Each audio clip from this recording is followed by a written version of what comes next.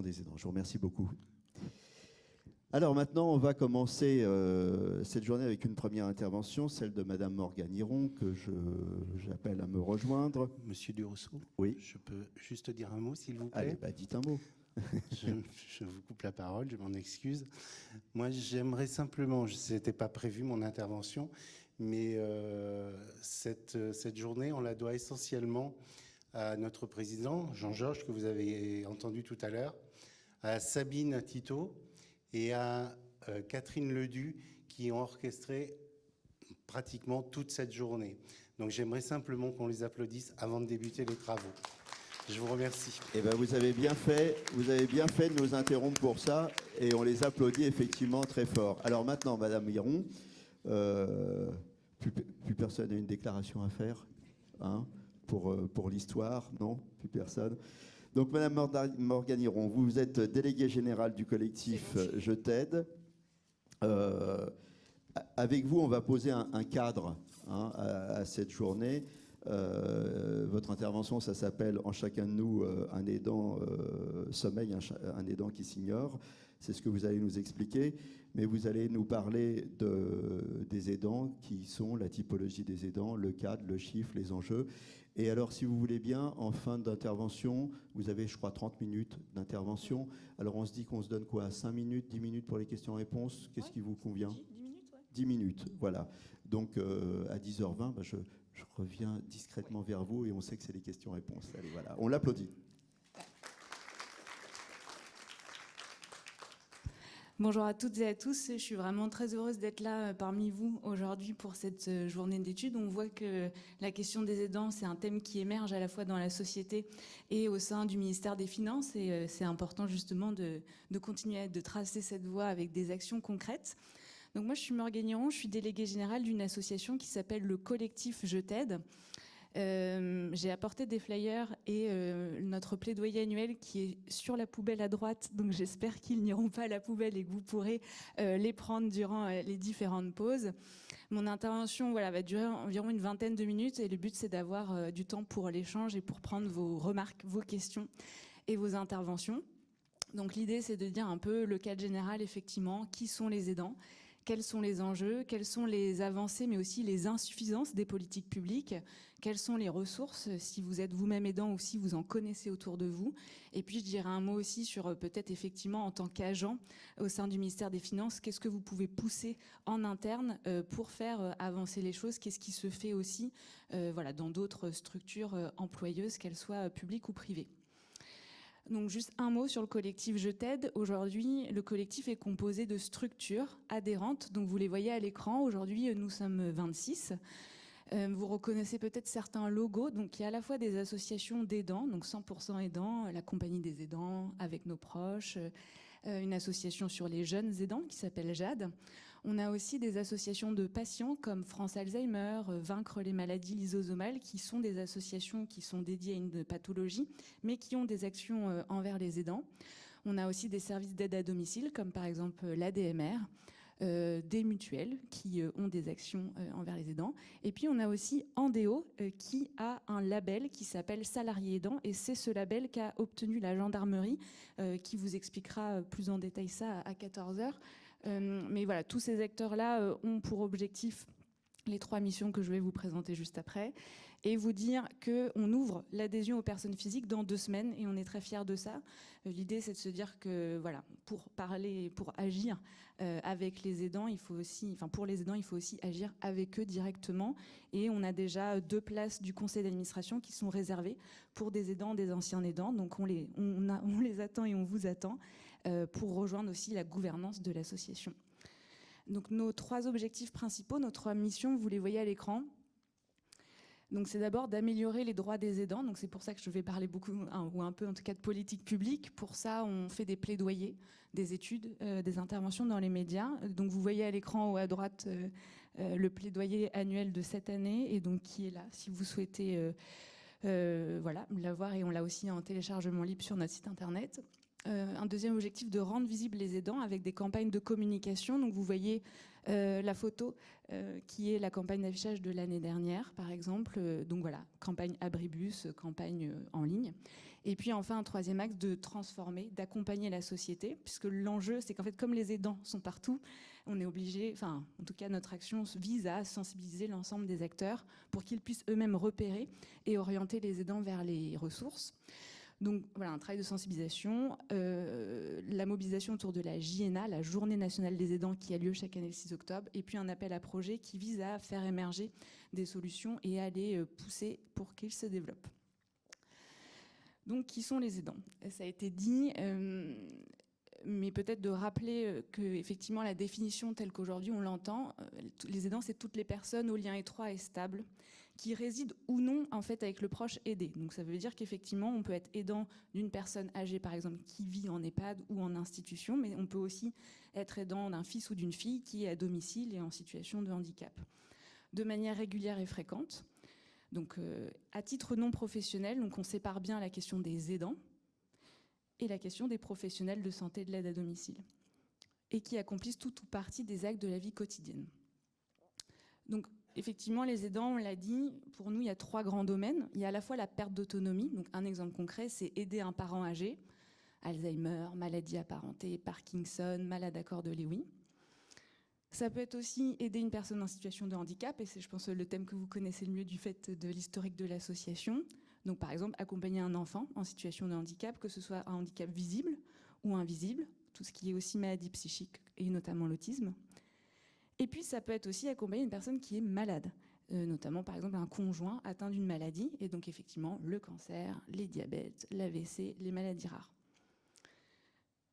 On voit que finalement c'est large et que tout le monde pourrait être concerné un jour ou l'autre parler de fait de pathologies qui en plus se développent de plus en plus. Donc qu'est-ce qu'ils font les aidants? On a dit ils aident toute ou partie régulièrement des actes de la vie quotidienne. Donc vous voyez une liste longue comme le bras à l'écran, peut-être vous vous reconnaissez vous-même dans cette liste.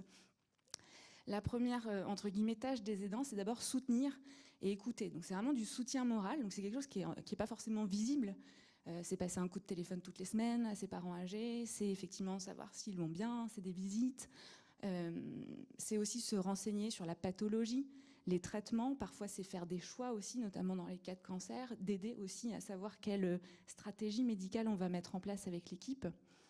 C'est programmer et accompagner aux rendez-vous médicaux, donc c'est aussi faire taxi, et aussi être là au rendez-vous pour écouter ce que le professionnel de santé va dire quand la personne aussi n'est pas en capacité d'écouter ou de comprendre ce qui va être dit.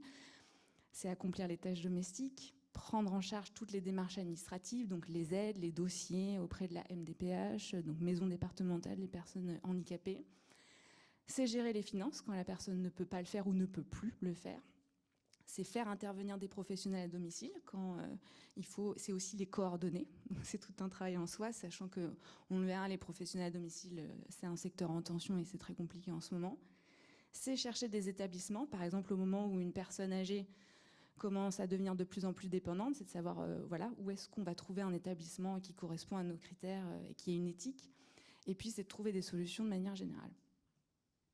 Donc c'est un peu plombant cette liste, et effectivement on voit aussi à l'écran des interlocuteurs qui vont être hyper diversifiés selon effectivement la situation. Et on voit que, on y reviendra après, mais un enjeu c'est effectivement ce labyrinthe, de se dire que voilà, si c'est le handicap, c'est la MDPH, si c'est les personnes âgées, c'est le département, il y a les CLIC, les CCAS, les maisons des aidants, les mairies, les plateformes de répit. Et donc effectivement, les aidants, avant de savoir qu'il existe tout ça et de pouvoir trouver le bon interlocuteur, il y a effectivement un temps et une énergie qui sont perdus pendant des mois.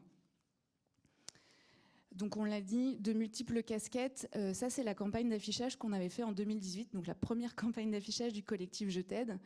On a voulu montrer 3 visages et je rappelle effectivement, on le verra dans les chiffres clés, que voilà, ça concerne tous les âges, tous les milieux socio-professionnels, à la fois les jeunes, les personnes en emploi, les femmes, les hommes. Et effectivement, pour prendre voilà, l'affiche du milieu, je suis salariée, je suis mère de famille, mais je suis aussi infirmière, coordinatrice, psychologue, comptable, ambulancière. Je suis aidante et moi aussi j'ai besoin d'aide. Donc effectivement, pour sensibiliser les aidants et leurs proches, à se dire que bien sûr, il faut aider son proche, c'est le but premier, l'objectif premier des aidants. Mais pour pouvoir accompagner son proche dans la durée, il faut aussi comprendre qu'il faut prendre soin de soi aussi dans cette situation-là. Quelques chiffres clés. Donc le premier que je souhaitais partager avec vous, mais qui a été dit, que vous connaissez sûrement, c'est le chiffre de 11 millions d'aidants. Ça, c'est un chiffre qui date d'il y a quelques années déjà. L'étude de l'adresse commence à dater. Donc maintenant, ce qu'on dit, c'est que c'est au minimum 11 millions d'aidants et ça ne fera que progresser dans les années à venir, du fait de l'accélération de la transition démographique, mais aussi du fait du développement de l'apparition de maladies chroniques. Le deuxième chiffre clé, c'est 1 personne sur 2 qui ne connaît pas le mot aidant. Donc on a un vrai enjeu. Alors pourquoi c'est important que les gens connaissent le mot aidant? C'est que s'ils ne connaissent pas le mot aidant, ils ne peuvent pas se reconnaître dans ce terme-là. Donc ils ne savent pas, on ne peut pas chercher dans un moteur de recherche association pour aidants si on ne sait pas qu'on est aidant, si on ne sait pas qu'il existe des associations. Donc dans l'accès aux droits et aux solutions, c'est vrai qu'il y a un enjeu aussi de sémantique et que les personnes puissent se reconnaître en tant que telles. Et peut-être un mot sur les parents d'enfants en situation de handicap, parce que, encore une fois, c'est l'ADN de l'association. On voit que c'est un des publics les plus difficiles à finalement faire émerger cette question d'aidant, puisque les parents se considèrent d'abord comme parents. À la rigueur, certaines associations maintenant évoquent le terme de parents aidants, mais c'est vrai qu'il y a aussi cet enjeu-là que les personnes puissent se reconnaître en tant que telles pour accéder aux solutions et aux droits qui existent pour elles. Un autre chiffre clé, on en parlait effectivement dans l'introduction, la part des femmes. Donc aujourd'hui, 60% des aidants sont des femmes. Donc on se dit que c'est à peu près égalitaire quand on voit ce chiffre. Mais sauf qu'elles assurent en fait 2/3 de l'aide apportée. Donc à la fois en termes de temps, il y a une disparité. Ça veut dire que par exemple dans un couple hétérosexuel qui a un enfant en situation de handicap, les 2 parents sont aidants puisque c'est leur enfant. Mais on voit qu'effectivement, les femmes vont passer plus de temps à s'occuper de leur enfant, à accompagner aux rendez-vous médicaux, à être là au quotidien. Et on voit aussi une différence dans la nature des tâches. Effectivement, les femmes plus dans des tâches, encore une fois, du quotidien, auprès de soutien moral, d'accompagnement aux rendez-vous médicaux, tandis que peut-être plus les hommes, les démarches administratives, l'engagement aussi dans les associations. Et donc on voit aussi une disparité. Et c'est ce qui a été dit, ce qu'on observe aussi, c'est un cumul. Un cumul dans le rôle de la parentalité, aujourd'hui plus soutenu par les femmes que par les hommes, qui se cumulent au rôle d'aidant et donc à la fin, effectivement, qui va avoir des impacts sur le travail, on va le voir juste après. Un autre chiffre, ce que je vous disais en montrant les trois visages, on pourrait penser qu'être aidant, c'est une question de personnes âgées, puisque la moitié des aidants s'occupent d'une personne âgée, et les tendances, c'est quand même ça, l'augmentation, mais il y a quand même beaucoup de jeunes aidants. Pareil, c'est des chiffres qui datent, donc entre 500 000 et 700 000, mais ça donne une idée. Il y a beaucoup d'aidants aujourd'hui qui sont mineurs, qui sont au collège par exemple, et qui s'occupent d'un frère ou d'une sœur en situation de handicap ou d'un parent. Et donc il y a aussi cette question de comment on sensibilise aussi les professionnels de l'éducation nationale à repérer et à orienter les jeunes aidants. 2 derniers chiffres, 70% des aidants sont en activité professionnelle. C'est un chiffre qui n'arrête pas d'augmenter ces dernières années, du fait aussi du recul de l'âge moyen des aidants. Et la projection, c'est qu'on estime qu'en 2030, un actif sur 4 sera aidant. Donc la question, c'est pas tant est-ce que je vais être aidant, que quand est-ce que je vais être aidant et de qui? Et est-ce que je vais l'être une fois ou est-ce que je vais l'être plusieurs fois dans ma vie? Et l'enjeu, c'est un vrai enjeu RH, de se dire, effectivement, c'est plus une question minoritaire, c'est une vraie question de comment on accompagne l'ensemble, en tout cas pour le ministère, de nos agents qui vont un jour se retrouver dans cette situation-là. Et le dernier chiffre, je crois, 39% des aidants aident 2 proches ou plus. Donc le développement aussi des cas de multi-aidance. On parle des fois de la génération sandwich, des personnes entre 50 et 60 ans qui commencent à s'occuper de leurs parents en perte d'autonomie, peut-être en même temps qu'un enfant en situation de handicap ou un conjoint qui a un cancer. Et donc on voit qu'effectivement on cumule un certain nombre de difficultés ou de risques avec le nombre de personnes qu'on aide et aussi la complexité des situations, parce que toutes les situations d'aidance sont très diverses selon la personne aidée, selon la situation, donc c'est difficile de généraliser. Mais voilà, plus on cumule le nombre de personnes qu'on aide, plus ça devient compliqué, on peut se l'imaginer. En fait, il y avait un dernier chiffre. Puisqu'on est au ministère des Finances, je me suis dit que c'était intéressant de le mettre. On estime, pareil, c'est difficile d'avoir des chiffres précis, mais on estime à environ 11 milliards d'euros d'économies par an. C'est ce que représente la contribution des aidants pour la société. On le verra dans les enjeux. comment on finance en fait cette transition démographique, parce qu'aujourd'hui c'est un peu des économies sur le dos de personnes voilà, qui donnent de leur temps, de leur énergie et de leur santé pour s'occuper de proches. On l'a dit, je vais passer un peu vite sur les impacts forts sur les aidants, à la fois sur la... Ça va un peu vite, ok, je vais ralentir. Des impacts forts sur les aidants, sur la santé, à la fois physique et mentale. Vous le voyez à l'écran, qu'on peut imaginer sur le stress qui a des impacts sur le corps et sur l'esprit.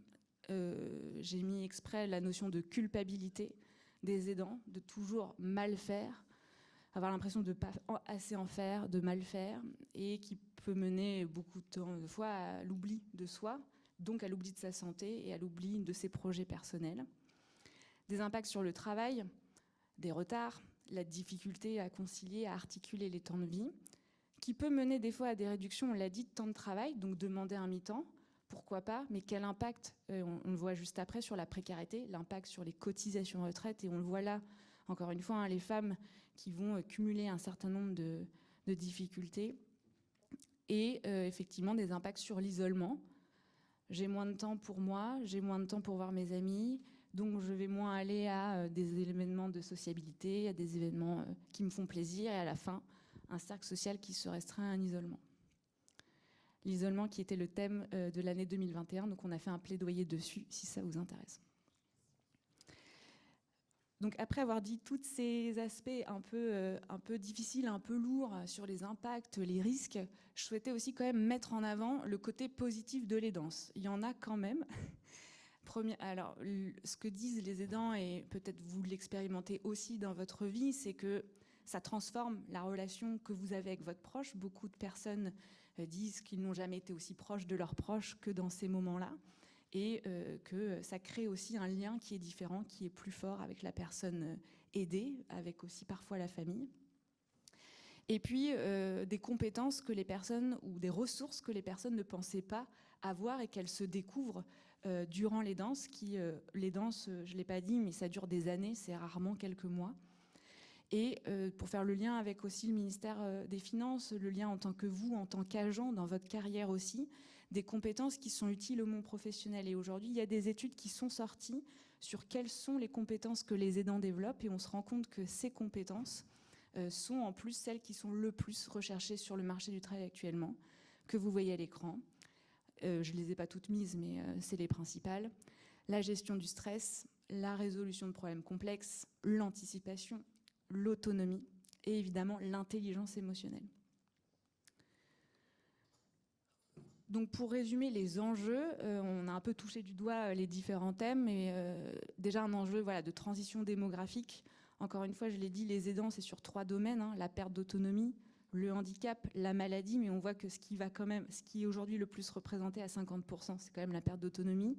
Ce qui va se développer demain, c'est quand même la perte d'autonomie. Donc il y a un enjeu de comment on adapte notre société à la transition démographique qui est en train d'arriver.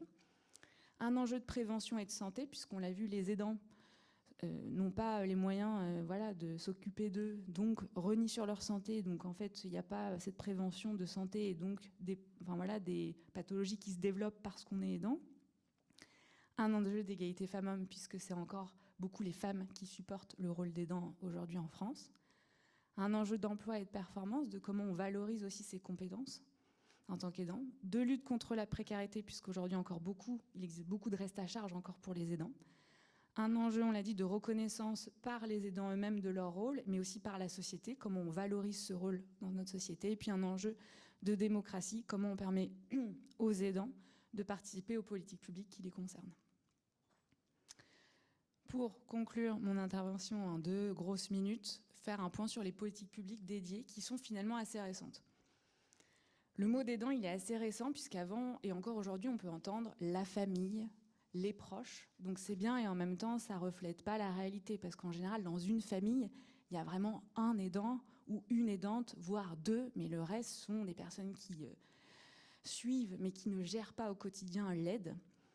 Et donc, ce mot, il est récent. Donc, les dates clés, c'est quoi? C'est 2010, la création de la première journée nationale des aidants, donc, qui a lieu chaque année le 6 octobre. 2015, la loi d'adaptation au vieillissement de la société qui donne enfin une définition officielle, celle que je vous ai donnée en introduction. Et puis 2020-2022, la première stratégie qui est dédiée aux aidants. Ça veut dire qu'avant, il y avait quand même, et il y a encore aujourd'hui, un éclatement des politiques publiques dédiées aux aidants dans le plan cancer, dans le plan Alzheimer, dans différents plans. Mais là, pour la première fois en 2020-2022, 21 propositions qui sont entièrement dédiées aux aidants. Et aujourd'hui, un volet 2 de cette stratégie qui est en cours de construction. Dans cette stratégie, on retient notamment la création d'un congé de proche aidant pour les aidants en emploi, indemnisé au SMIC, mais qui a certaines limites puisqu'il n'est pas, qui ne concerne pas tous les aidants et qui c'est un congé dans une vie, alors qu'on l'a vu, on peut être aidant de plusieurs personnes en même temps, voire être aidant plusieurs fois dans sa vie. Donc finalement, ces politiques publiques, elles ne répondent pas aux enjeux, en tout cas c'est le constat qu'on fait avec l'ensemble de nos membres et les autres acteurs du secteur. La problématique numéro 1 pour les aidants, c'est quand même que leurs proches aidés trouvent des structures et des professionnels dédiés, proches de chez eux, ce qui n'est pas le cas aujourd'hui. Il n'y a pas assez de structures, pas assez de professionnels, et un manque de professionnels formés aussi au repérage des aidants, que ce soit les professionnels de santé. Aujourd'hui, si vous allez avec votre aidé chez le médecin traitant, il y a peu de chances qu'ils vous disent « Et vous êtes aidant, comment ça se passe? Est-ce que vous prenez soin de votre santé? Quelles sont vos problématiques? Comment je peux vous aider ?» Des aides financières qui sont toujours insuffisantes pour la personne aidée, mais du coup, souvent, c'est l'aidant aussi qui participe aux finances. Donc, comment on règle un peu cette question-là? La complexité des démarches, on l'a dit, ce labyrinthe, qui est très difficile d'appréhender et qui met du temps aussi pour les aidants de comprendre quels sont les acteurs clés. Finalement, il y a très peu de droits pour les aidants, parce que tous les droits et les aides financières sont à la personne aidée au final. Et donc, quand on fait un peu le bilan, aujourd'hui, les aidants, il y a un congé de proche aidant, mais c'est seulement pour les aidants en emploi, et du droit au répit, mais c'est seulement si son proche aidé rentre dans une certaine case. Donc, on voit que c'est quand même assez restrictif. Et puis, on l'a dit, des professionnels de santé qui ne sont absolument pas formés à repérer un aidant et à pouvoir l'orienter vers les solutions existantes. Donc au final, la conclusion qu'on fait, c'est que les aidants pallient les carences d'un système.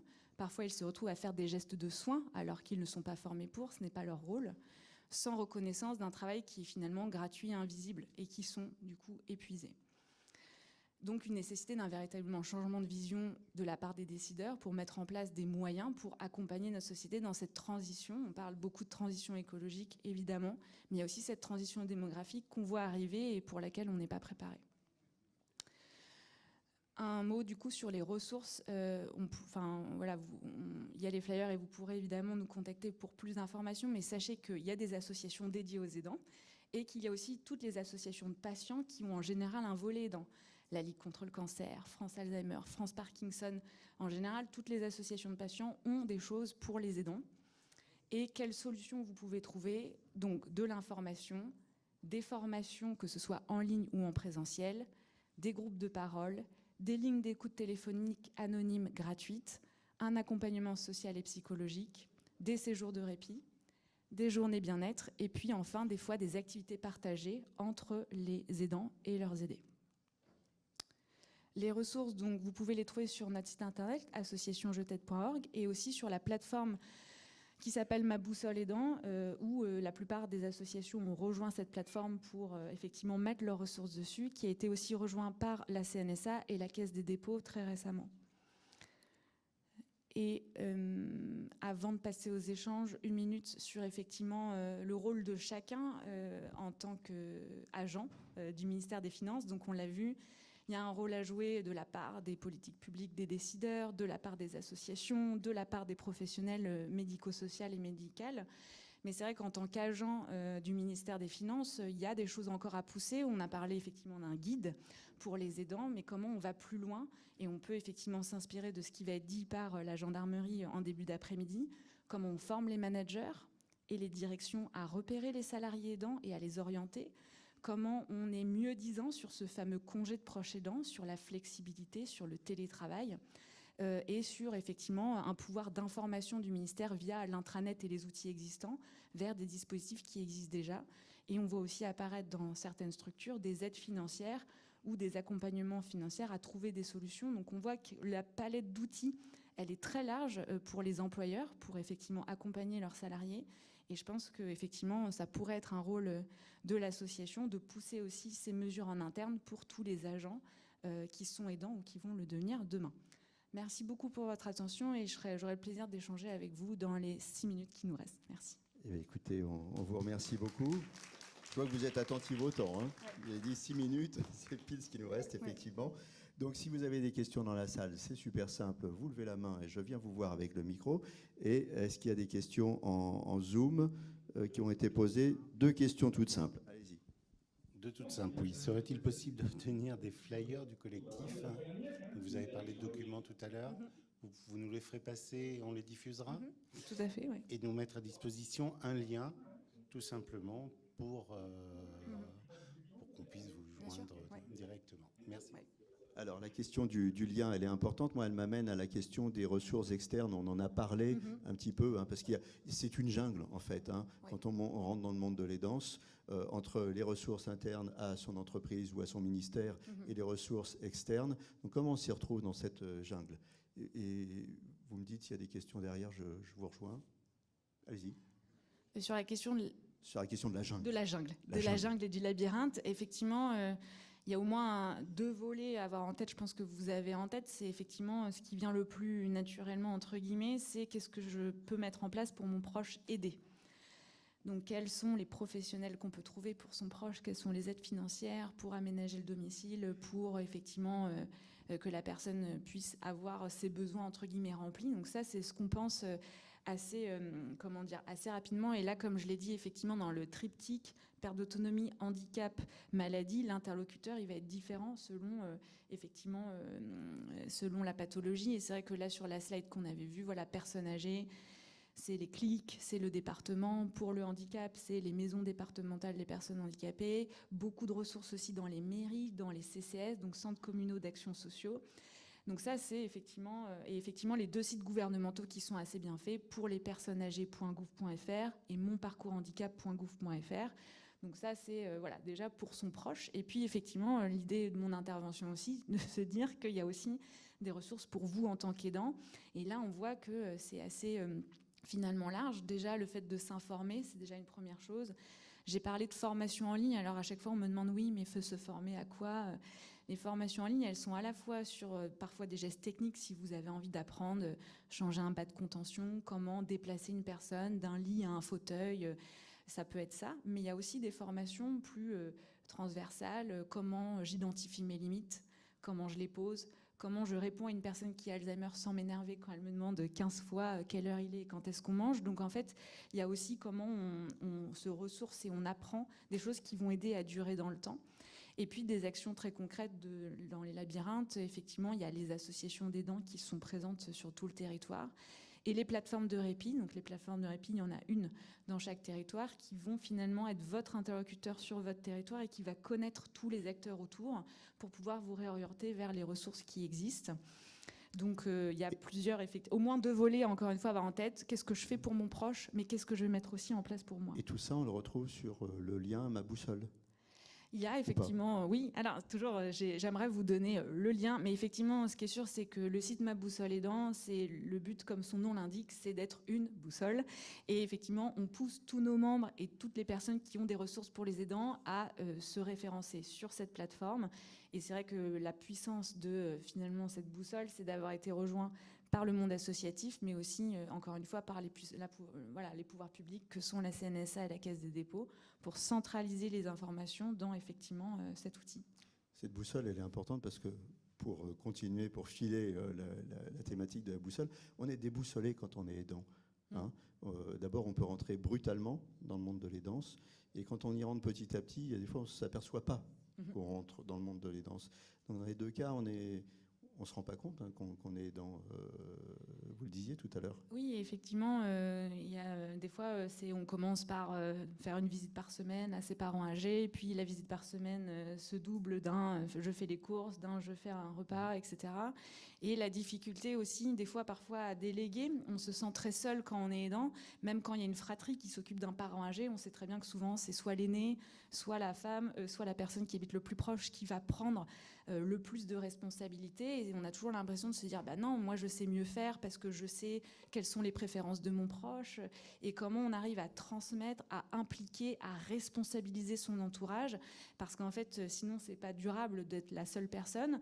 Et ça angoisse beaucoup les aidants aussi de se dire, quand ils prennent conscience de leur rôle, de se dire, mais en fait, si moi, je pars à l'hôpital là pour X ou Y raison, mais qui s'occupe de mon proche? Et donc l'idée aussi d'en parler, de responsabiliser, de déléguer dans un environnement assez divers. Ça peut être via des professionnels, l'entourage, mais aussi des associations de bénévoles qui peuvent prendre en charge, notamment par exemple les visites de courtoisie, le fait d'aller chercher les courses, permet aussi de réduire un peu la charge et de la partager, et qui permet de réduire le stress. L'enjeu, c'est d'anticiper tous les cas possibles, sans pour autant stresser en se disant que ça va arriver, mais ça permet aussi de se dire qu'on a couvert un certain nombre de besoins et de risques le jour où ça arrive, pour effectivement, encore une fois, tenir dans la durée, puisque aider, malheureusement, ça ne dure pas quelques mois, ça dure en général des années. Alors, une dernière question peut-être avant d'attaquer la première table ronde de la matinée, à 10h30 pile, on est pile hein, dans l'horaire. Une question? Non, il n'y a plus de questions. Alors, simplement. Oui, il y a un certain nombre de personnes en distanciel qui se plaignent qu'il y a des micros qui sont restés ouverts. Donc, voilà, qui perturbent énormément les discussions. Merci à toutes ces personnes de couper leur micro, s'il vous plaît. Merci beaucoup. Voilà, c'est compliqué. Alors, attendez, je viens vous voir et ce sera... Alors, vous êtes où? Vous êtes là. Voilà. Vous allez me faire du sport aujourd'hui, je sens ça. Parce que d'habitude, il y a des petites hôtesses. Vous voyez? Alors là, on va dire je suis la petite hôtesse. Voilà. Allez. Merci. Alors moi, je voulais... Vous avez parlé des compétences qui sont développées par les aidants. Je voulais savoir si on nous avait expliqué qu'il y avait une VAE qui était possible pour valoriser justement toutes ces compétences professionnelles, enfin qui deviennent du coup des compétences professionnelles. Est-ce que vous avez un regard sur justement les parcours qui peuvent être suivis en fait? Merci pour cette question sur la VAE, donc validation d'acquis par expérience. C'est vrai que c'est un sujet que les associations portent, même si ce n'est pas le sujet prioritaire, on l'a vu au regard des enjeux. Mais donc effectivement, ça a été introduit dans la récente loi sur le marché du travail, de se dire qu'effectivement, il faut valoriser les compétences des aidants. La crainte, nous, qu'on a, c'est qu'on se focalise sur des compétences techniques qui servent au secteur du médico-social qui est en tension. Donc un peu l'impression de cette adéquation qu'on cherche entre un secteur en tension, des aidants qui pourraient être intéressés par le secteur du médico-social. Ce qu'on voit aujourd'hui, c'est que les aidants, leur priorité, ceux qui sont en emploi en tout cas, c'est de garder leur emploi. Ceux qui ne sont pas en emploi, c'est d'en trouver un. Mais c'est rarement... ça va concerner un certain nombre d'aidants, mais c'est très minime parce qu'effectivement, au vu de la charge émotionnelle que c'est de s'occuper de son proche, d'avoir baigné dans ce milieu, de se dire après qu'on va en faire une carrière ou un bout professionnel, je pense qu'effectivement, oui, ça concerne un certain nombre de personnes, peut-être pas très qualifiées, ou qu'on trouvait un goût et un sens. Et c'est important de pouvoir leur permettre ce parcours dans le médico-social. Mais du coup, nous, en tout cas, la vision qu'on a et ce qu'on souhaite proposer, c'est vraiment l'ensemble des compétences, notamment les transversales que je viens de citer. Et après, sur les parcours, finalement, on voit que c'est tellement des compétences transversales que ça peut correspondre à n'importe quel parcours. L'idée, c'est plutôt toujours la question du choix. Qu'est-ce qu'on met en place pour que les aidants aient le choix de leur vie, le choix d'être aidant ou pas, et le choix d'une carrière professionnelle, et donc soit monter, d'avoir une progression. Un petit problème de micro. C'est parce que... Oui, allez-y. Allez-y. L'idée, c'est de pouvoir permettre aux aidants qui sont en emploi d'évoluer dans leur emploi ou d'en trouver un autre. Bon, alors je vais faire la transition. En tout cas, pour conclure sur cette question sur les parcours, il n'y a pas un parcours parce qu'encore une fois, les aidants, ils sont partout. Ils ont un bac plus 0, un bac plus 1, un bac plus 7. L'idée, c'est plutôt de leur donner des outils de plus pour leur donner plus de choix dans leur parcours professionnel Et souvent, ce qu'on voit, notamment, c'est pour les personnes atteintes d'un cancer. En général, après cette épreuve de vie, on voit des changements professionnels assez radicaux. On peut imaginer que pour les aidants, c'est ça aussi, de vouloir trouver voilà, une nouvelle voie professionnelle. Et donc, l'idée, c'est de leur permettre voilà, un outil de plus à leur arc et de pas seulement avoir ce côté adéquationniste de « Ah bah c'est super, ils ont fait des actes médico-sociaux, ça ferait des super aides à domicile. » Bon, voilà, je sais pas si ça répond, ouais. Merci. Voilà, alors il n'y a pas un parcours, il n'y a pas un parcours, il y a des parcours, il n'y a pas un aidant, il y a des aidants, il y a 10 000 cas, et il y a des droits, et justement, ça va être l'objet de la table ronde qu'on va commencer maintenant. Je vous remercie beaucoup, Morgane Hiron. Et une petite question simplement. Alors, une petite question. En termes de garde d'enfants en situation de handicap, il est très difficile de trouver. Existe-t-il des alternatives au périscolaire, entreprises de garde qui refusent l'accueil? Ça, si vous voulez bien, on va peut-être le garder pour justement donc, ce la sera table ronde abordé sur le plus droit, tard. Voilà. Sur les droits des aidants, parce que sinon on ne va jamais commencer cette table ronde. Voilà. Donc, alors maintenant, focus sur le droit des aidants. Monsieur Durousseau, Oui. j'ai simplement demandé à la personne qui a l'iPhone et le Galaxy aussi, la personne qui a le Galaxy 56 Edge, de couper son micro, s'il vous plaît, parce que c'est perturbant et ça perturbe toutes les discussions. Il y a une personne qui remercie pour la présentation et l'intervention de qualité. Voilà, il n'y a personne qui gêne sur le parking, parce que sinon, il faut Pas pour en l'instant. profiter. Alors, on va commencer la table ronde maintenant. Voilà.